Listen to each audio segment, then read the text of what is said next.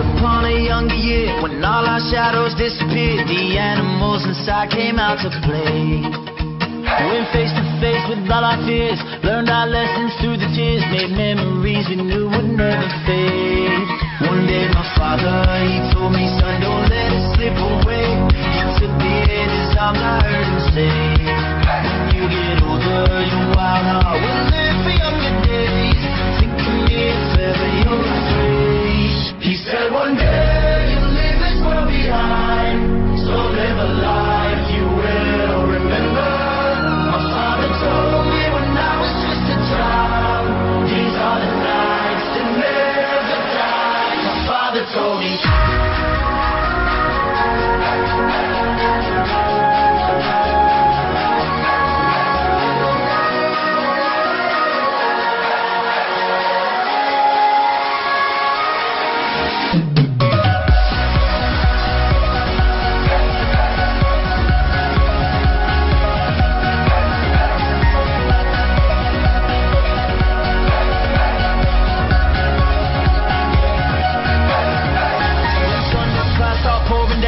Light a fire they can't put out, carve your name into those shining stars. He said go venture far beyond the shores, don't forsake this life of yours. I'll guide you home no matter where you are. One day my father, he told me, son, don't let it slip away. When I was just a kid I heard him say, when you get older your wild heart will live for younger days. Think of me if ever you're afraid. He said one day behind, so live a life you will remember. My father told me when I was just a child, these are the nights that never die. My father told me.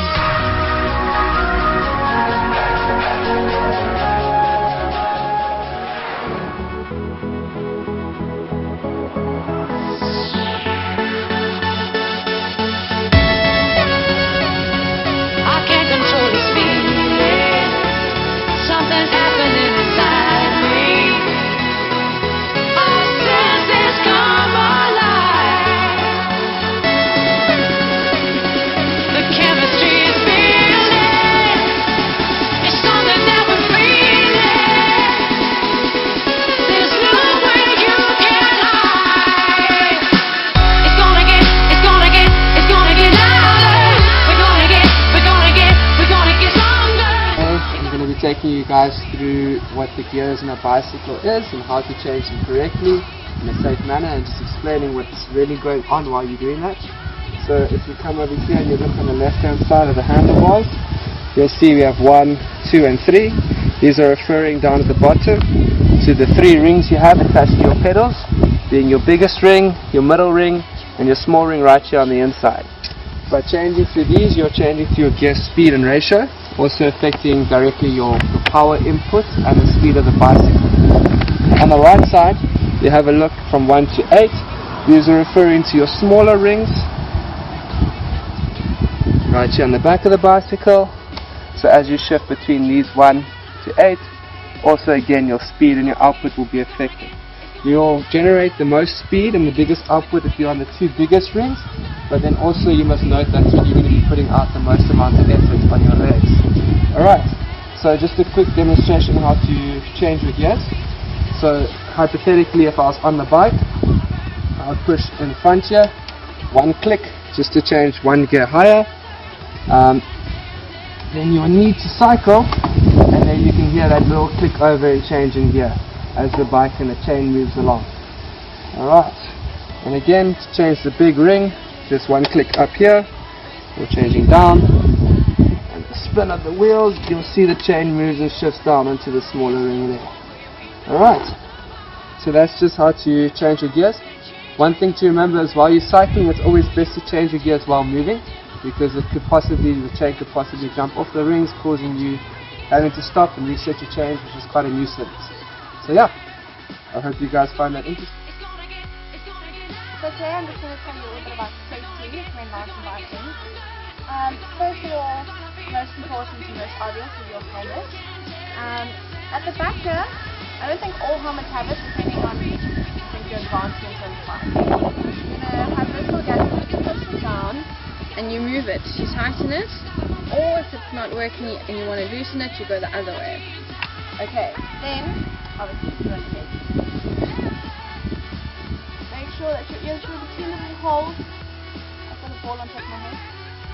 Then to tighten, or to put it together, you put this clasp in here, and you go click. Then to tighten it, you'll pull the end piece here, or if you want to loosen it, obviously you have the opposite effect, and you're going to pull and push at the same time, which will loosen it for you. Okay? To release, you just push those two little pieces, and it comes off. Now, I want to tell you about your brakes. Obviously, your one is your front brake, and your other is your back brake. Now, when you're going at quite a fast speed, you never want to push your front brake because you're going to end up going over your bike.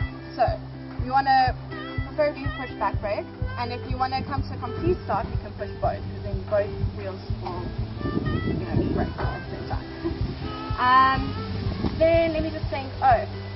Riding gear, you never want to wear very long pants that are loose at all, because it happens every now and then that it will get stuck in your chain, and that's a bit of a nuisance. If it gets stuck in your chain or in your spokes here, it's going to either tear your pants or it's going to get jammed. Then we have shoes. You've got to have closed shoes. Preferably tuckies. If you're very good and you have cleats, then you can wear your cleats, but closed shoes definitely, and never without the hood. Then we'll just talk about, you don't always have full casing, but when you do, make sure that you have first aid, or you have, if you need, you have spares. You always have your pump as well for when it goes flat. Cell phones in case of emergency, so you can make an emergency call. And then obviously water to keep you hydrated during your whole ride, and that's also very important. And yeah, I think that's your basic safety for you guys.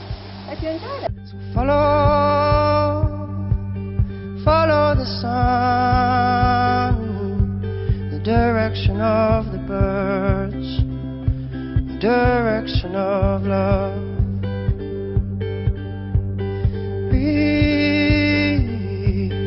Breathe in the air, cherish this moment, cherish this breath. Tomorrow's a new day for everyone,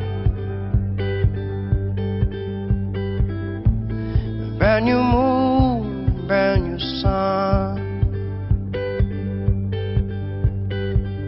When you feel life coming down on you like a heavy weight, when you feel this crazy society adding to the strain, take a stroll to the nearest water's edge. Remember your place. Many moons have risen and fallen long before you came. So which way is the wind blowing? And what does your heart say?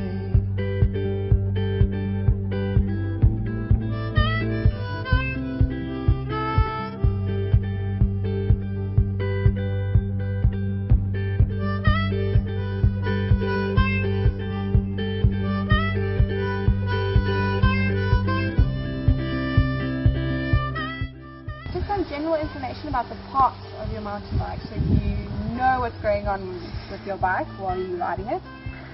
Your frame of the bike, that everything else goes on to. Then here's your handlebars and your actual handle, so you'll always hold here. It's got a nice grip as well for you. Then we have your brakes, and then here you have your gear shifters, which obviously change your gears, which are here. Now with these cables, they obviously your brake cables and then your gear cables.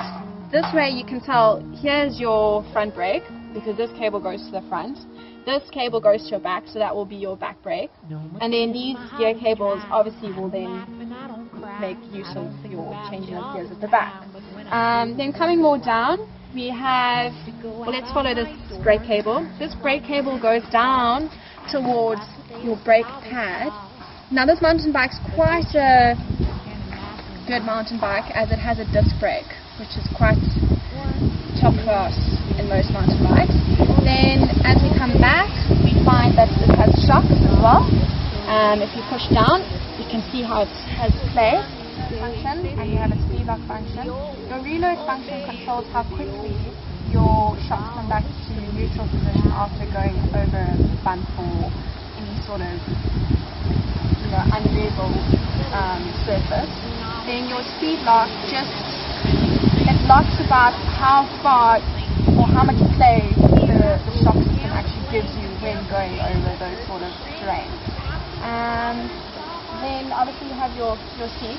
Your seat is adjustable, so as you can hear, you have the adjuster which you pull out, and then you can either take it out and just pull your own height and stuff, adjust it, then you just push it back down to lock it back into place. You can decide what sort of seat you want. I prefer your more cushiony seats rather than your more slim seats. Your more slim seats go for more of your road cycling bike. So that's me for your part. How's it guys? So as Deanne took you through the parts of the bike earlier, I'm just going to continue with a few things that you left out. So as you know, everything's connected to your frame, so let's work from your frame down. Over here you can see we have your pedals, so your feet will rest upon here, and they connect to your gears, which drive the spokes onto the chain, which in turn makes your wheel turn round and the bike move forward. As Dee told you already, in the front of the bike you have your disc brakes, which is quite a high-tech system. So at the back here you can check again, you have the disc and the brake pad connecting to the disc, which will squeeze it as you squeeze the handle of the brakes to slow the bicycle down. Alright, then obviously your things that were left out were wheels. Here's your two wheels. Inside the wheels we have a thin tube which is filled with air. So obviously you need a little place for your pump to connect onto. So you'll take the little cap off. The pump would connect into this little giddy here. You pump it up, make the wheels nice and firm. A good way to check is if you can press it in. And obviously as your strength varies and your weight varies, so should the pressure of your bicycle tire. Alright, a quick demonstration. If your chain had to come off your gears over here, so let's say this has happened, like I said in the earlier clip, this can usually happen if you change gears too high, going too much and the bicycle can't keep up with it, or if you happen to change gears at a standstill and then start cycling and your chain can sometimes jump off. So now most people, you would think obviously to just grab the chain and pull on, which is one way to do it, but the way I prefer, which is easier and more controlled, is you would take the back here, which is basically just a little arm which controls where your gears go. As you change, this thing moves the chain onto the different spokes, so you just bring that forward, giving yourself some slack and just readjusting your chain onto the correct ring. Once you have it on the correct ring, you can just lift your wheel off the back of the ground, pump it a few times, make sure everything's working good, and then you're good to go again. Hi guys, so I have a lovely opportunity.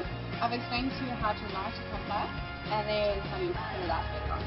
So there's two ways that you can choose to start a campfire, but all depending on your surroundings. The first way is where you put two pieces of wood parallel to each other. They must always start off with small pieces of wood, never your bigger wood, because that's just going to take you forever and probably won't light. So two parallel small pieces of wood put together. Then you would usually then place your what we call blitz or fire lighters in between. And then after doing that, you place some more small sticks over it. And then you would take your lighter and you would light your fire lighter. And then once this grows and that catches the light, then you build onto that. So you can use a couple more small sticks just to make sure that it's really going nicely, and then place your bigger logs on top of that. And you should be fine at that stage. But today what I'm going to show you is a method that can also be used and is actually really effective as well. So you place this little pieces side on like so. whilst putting your firelighters at the back, close to your wood.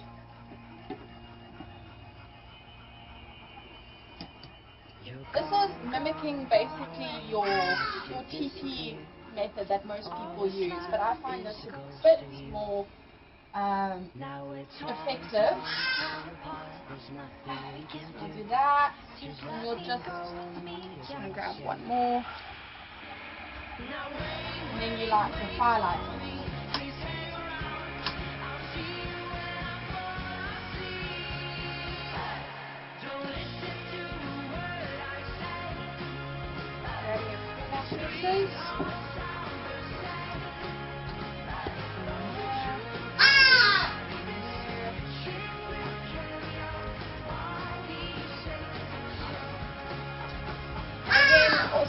The same basic concept of, as it starts to light, you put bigger logs and bigger pieces of wood on top of it.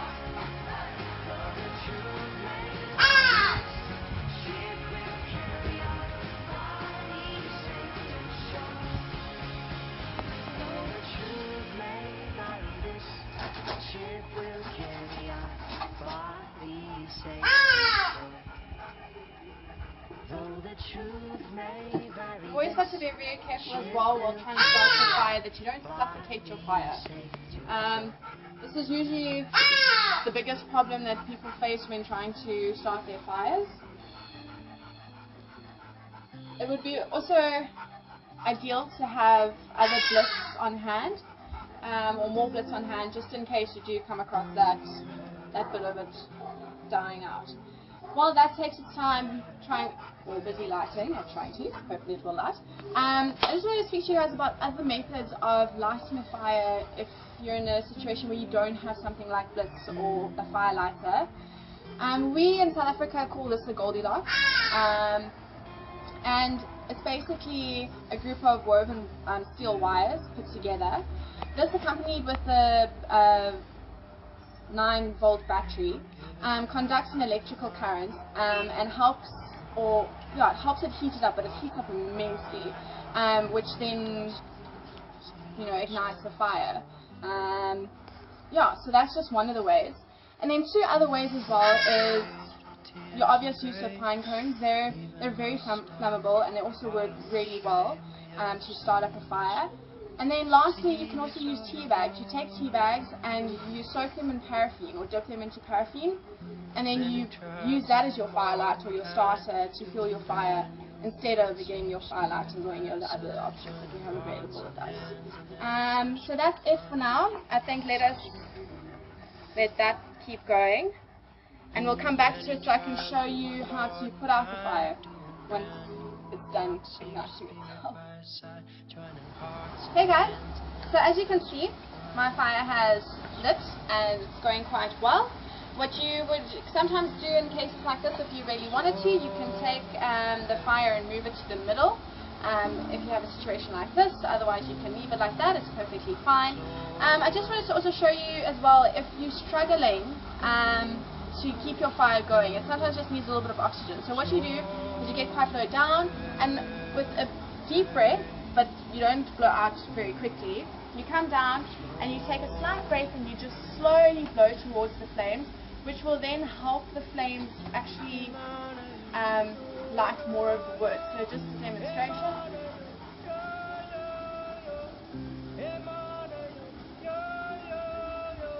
And you'll often get a bigger flame going. And then for putting out a campfire, I'm not going to put out mine, because we're going to use ours a little bit later. Just ways of doing it is, obviously a fire works with oxygen, so you need to kill it, you need to make it die. So water is one of the obvious ways to do it, but sand is another good option. You place some sand and you suffocate the fire. You should always make sure you feel that it has gone out. It will be warm, but just to make sure that it's not going to relight or come back burning. So yeah guys, that's it. Guys, so in this session I'm going to be explaining to you guys how to use a map to find your way around and basic general mapping and directing. without GPS. Something important, otherwise it would be very easy for all of us, right?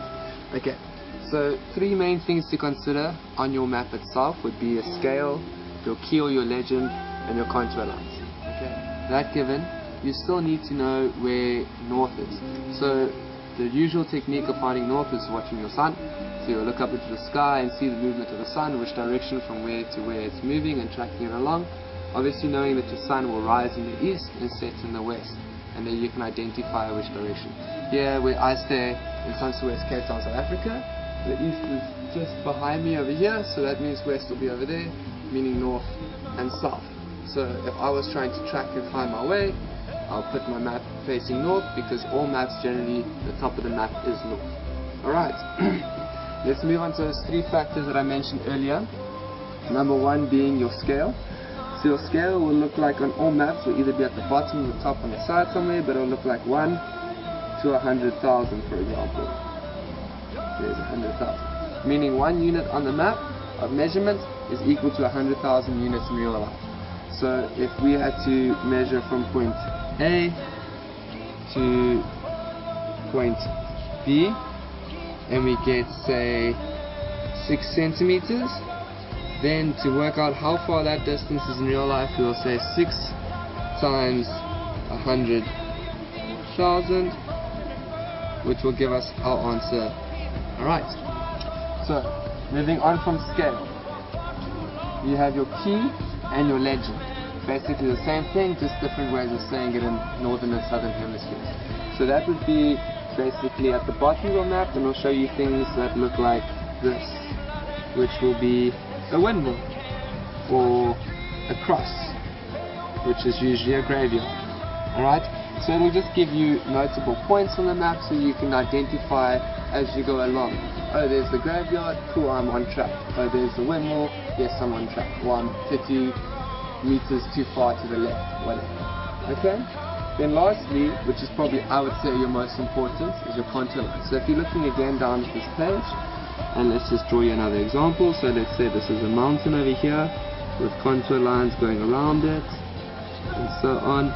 The wider your contour lines are away from each other, it means the easier the gradient is, so the less slope you're going to have to walk up. The closer the contour lines are together, the steeper it's going to be. Okay, so on each contour line, or every second one sometimes they do it, they should give you a height above sea level, so that would be 100, let's say, 150, let's say 200, and 210. Alright, then we got more contour lines flowing here, from another little mountain or whatever over here, around there, like so, and over here. And all these lines that are running will have readings on of heights, so you can follow it, and you just keep following it until you see a number. So that one says 100, which will mean these 2 slopes are the same height, so you're walking along a plateau over here. From here to here would be a plateau. Okay, let's say this one's 150 and this one is 80. So we want to get over here at point B. We're currently stuck here at point A. So the route I would take would definitely not be here, because obviously the 100 and 150 are showing that we're going up steep terrain at slightly an angle. So I would walk this way around, even though it may be a little bit longer, towards the 80, around the 100, and up, easy gradient towards our point B. Okay, reading a map is generally easy. The main thing is to remember that the hike is a leisure thing, so take observation, focus on the things around you, pay attention to your surroundings, and you'll be okay. As long as you keep general landmarks, so you find your way back, and then you can identify things that you've seen on your map while hiking on your route. Take it on the other side. Take it on. Take it on. How long will I slide? Separate my side.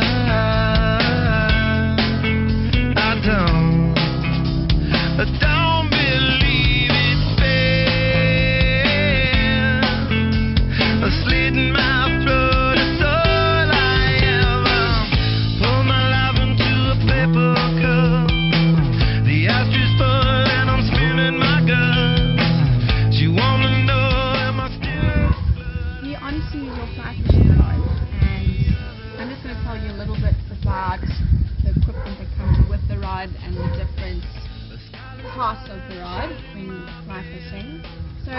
part here at the bottom. This is your reel. This is where you put your line, and this is what feeds and holds your line through your rod. Here you have your handle. This is the main part of when you're holding or fishing your board here.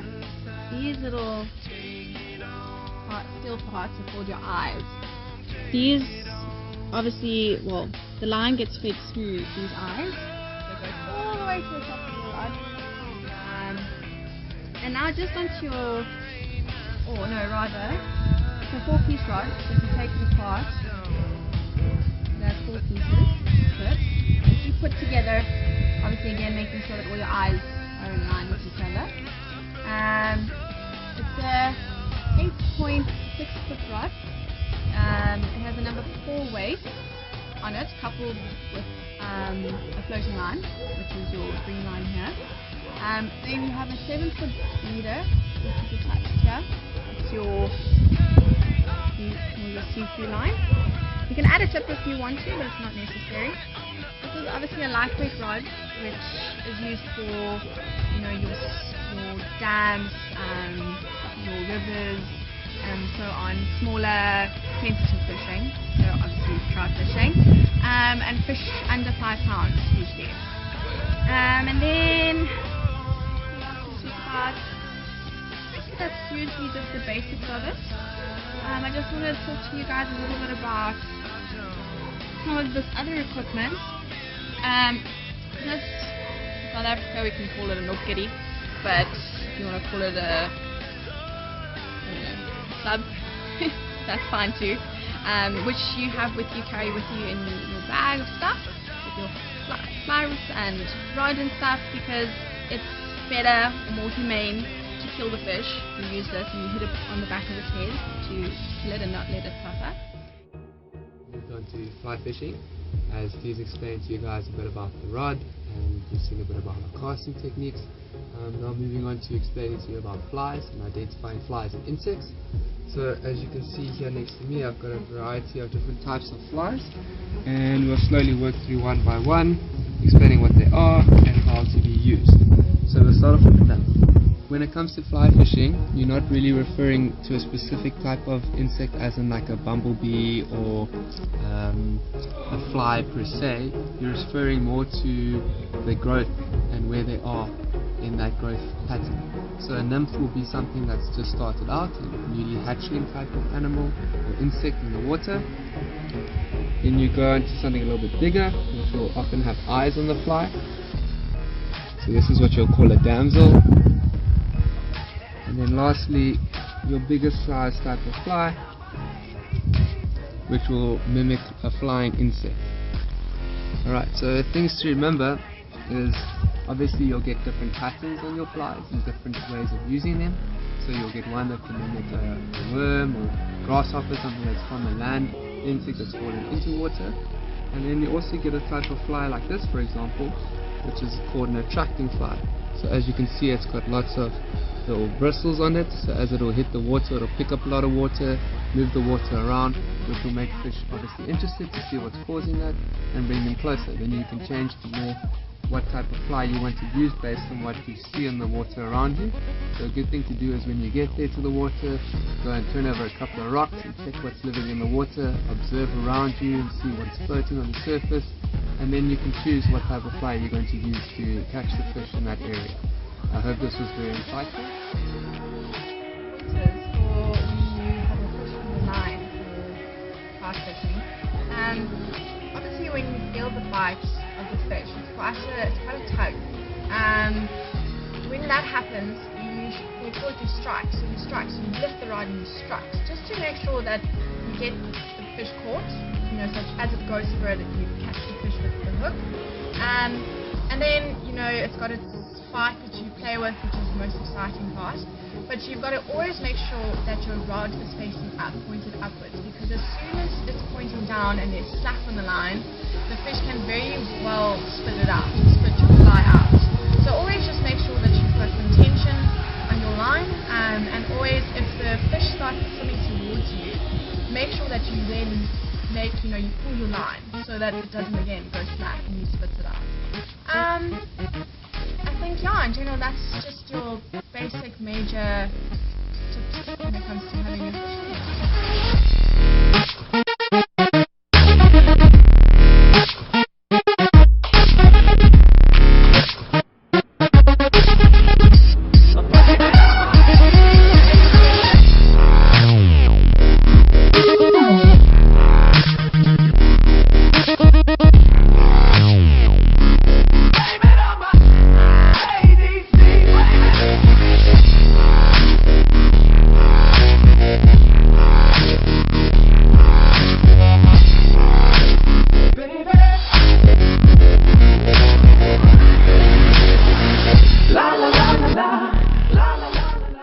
see we are now at the archery leg of our demonstration.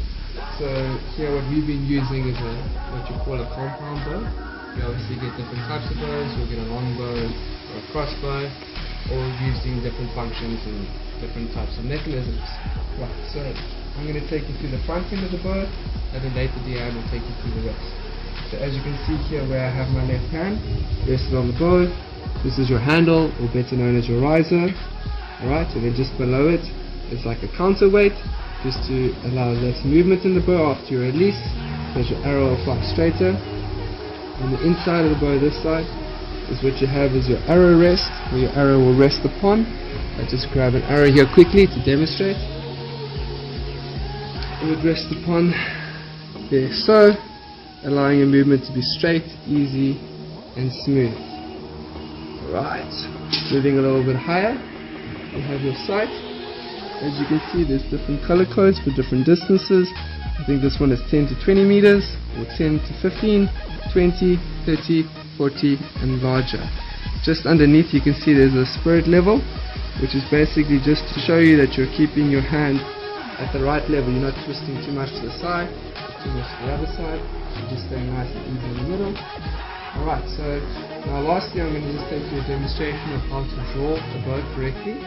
So prior to what most people will think is pulling with your arm and you're pulling the string back, and that's actually a lot of force with your one arm to pull.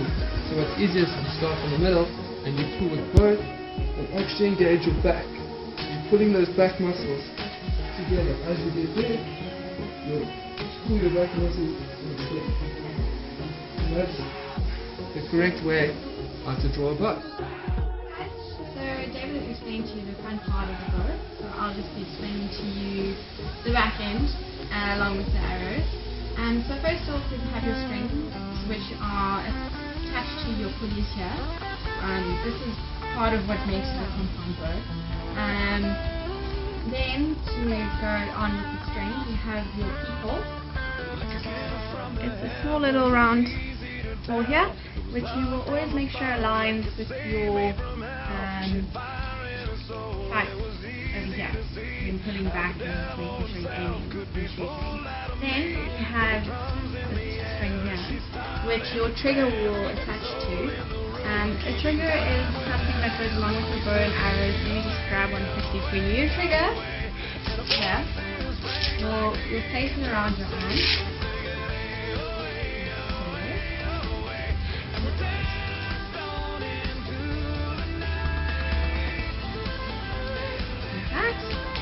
Make sure it comes underneath your hand, and then what you do with this little piece there is you attach it and you make sure that you close it by pushing this little lever forward.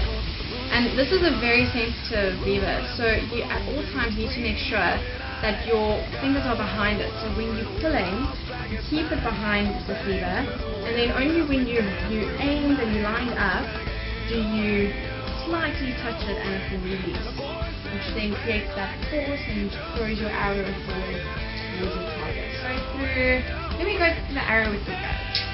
Okay, here's your arrow. This is the shaft. Yeah. This is your head. Usually you'll change your head when you go out copper hunting. This is just your hunting head. It's sharp, but it's nothing like the real arrow, which obviously has the spikes and so on. With your feathers, the white one that you see is they call it an index feather, and the two other orange ones are your fletching feathers. Now, they just color code this to help you understand that when you put it through and lining it up, you always make sure that your index feather is up. You stick it in like that. So then you always know that that's the correct way for it to go through. Okay, then just lastly, when it comes to just some basics, pulling the string, you always got to make sure that your arm this side is slightly bent, because that just makes sure that when the string comes back, it doesn't hit and graze your arm.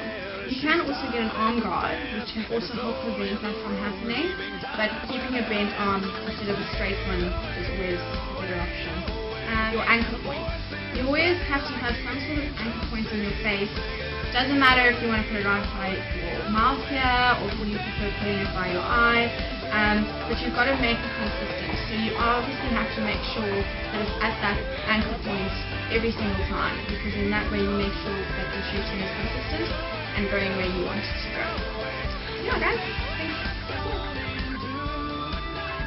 Guys and girls, so today I'm just going to be speaking to you a bit about archery and the safest way to practice this sport.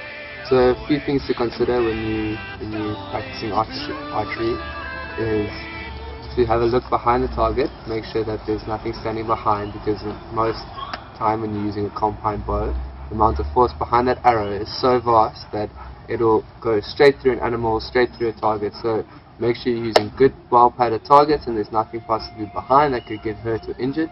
Also make sure in front of you that there's no one in front of you, and the area is just generally safe. Everyone's standing behind the guy that's about to shoot or draw. Other things to consider is not to dry fire your bow. The reason for this being is it can really badly damage the limbs of the bow. It's really not good for it, so most archers will always tell you to be very careful when you're drawing back, and if you're not feeling comfortable with the shot, rather release back to your neutral position than fighting it out and trying to make the shot happen. When you're coming to your arrows, it's always good to check your equipment beforehand. So you'll check your arrows if there's no cracks inside. If you have a crack, it's a possible thing with the amount of force that's behind that arrow that it can just split it completely, and those pieces breaking off of carbon fiber can damage your arm or severely hurt you. Other things to consider when you're checking your equipment is make sure that the waxing of the strings is well maintained and is in good condition, and always consider where your arrow is going to go. I'm just going to chat to you a little bit about gun safety and rifle handling. One of the very most important things is that you should never aim your weapon at anybody. Whether you have a bullet in your chamber or not, it doesn't matter. It's something to consider every time you're handling a gun. Another one of the things is that you should never fire into a hard surface because of the ricochet of the bullet coming back. And as well as, even if it's not into a hard surface, no matter where you're choosing to shoot, even if it's up in the air like some people do in the movies, you need to always consider where your bullet is going to land or where it's going to end up, because that's a very important thing too, because if you shoot your bullet into the air, it's going to come back just as fast as well as going up, and it's going to come straight back down. Another thing is that you should always walk with your gun facing down. Never on your shoulder or any of those different ways, always facing down. Another thing is if you have or you've come across an obstacle, you should always pass your gun to somebody. You should never try and climb over a fence or an obstacle with your gun in your hand. It's very important that you pass it over, you get over, and then they pass it back to you, and vice versa for that same person.